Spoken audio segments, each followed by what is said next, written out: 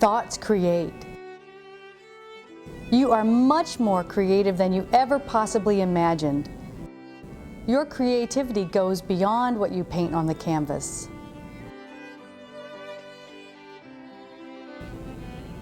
I'm so excited to share my plein air painting experiences with you. We are going to learn so many things about painting outdoors, our techniques and supplies needed, and along with that, we're going to learn all about positive thinking for artists.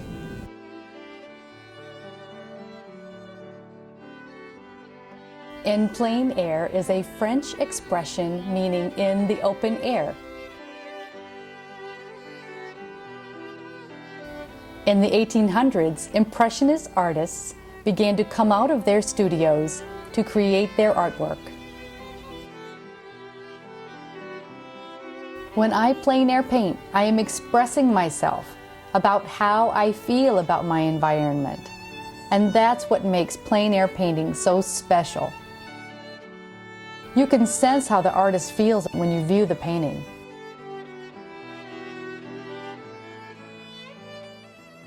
I want to inspire artists to go out and enjoy the outdoors.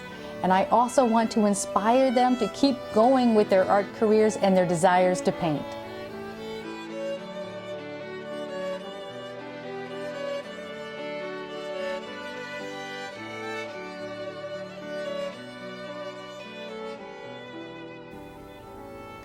When I scout a location, I usually don't know where I'm going to paint until the moment I'm ready to paint there.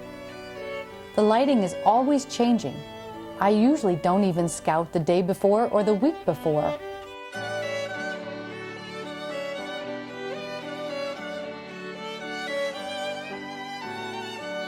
I recommend that once you have found a place to paint, then get a feel for the place.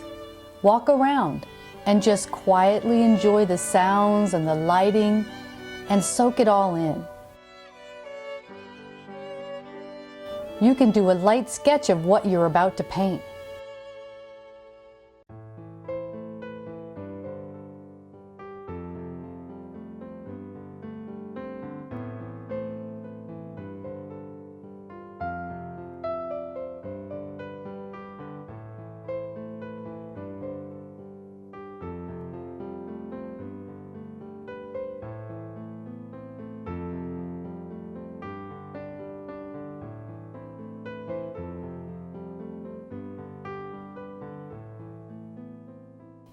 It's best to keep the supplies needed to plein air paint very simple. You may need to have the flexibility to hike up hills or through woods.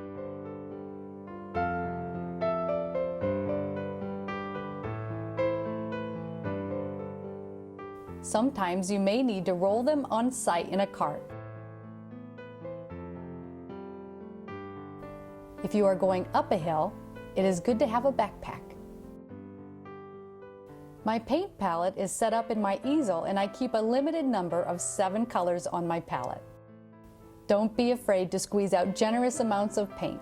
It's better to throw some paint away than to paint with too little on your palette.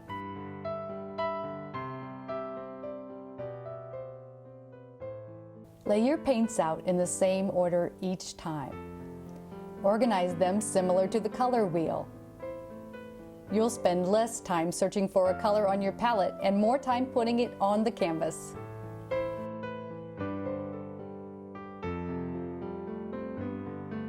If you're having trouble laying down clean color while painting, try using a palette knife. The palette knife is less likely to bring muddy color to the canvas.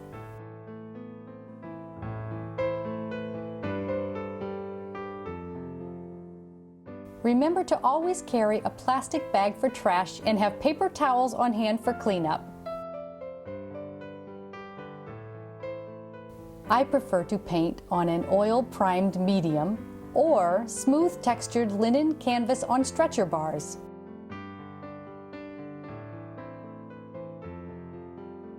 I use rubber gloves so that I don't get my hands completely covered in oil paint. I can just take them off and throw them away. I use my palette knife to scrape the paint off of my palette when I'm completed with my painting.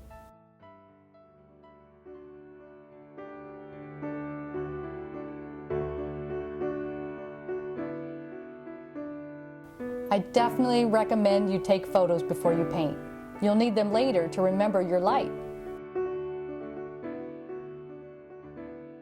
Instead of trying to take one perfect shot, concentrate on capturing the essence of the scene to serve as visual reminders back in your studio.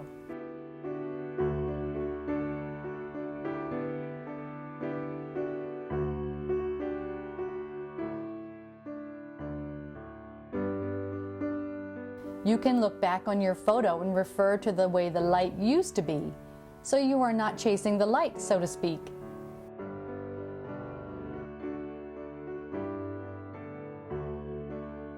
If you're out there more than 15 minutes to a half an hour, the light is definitely going to change.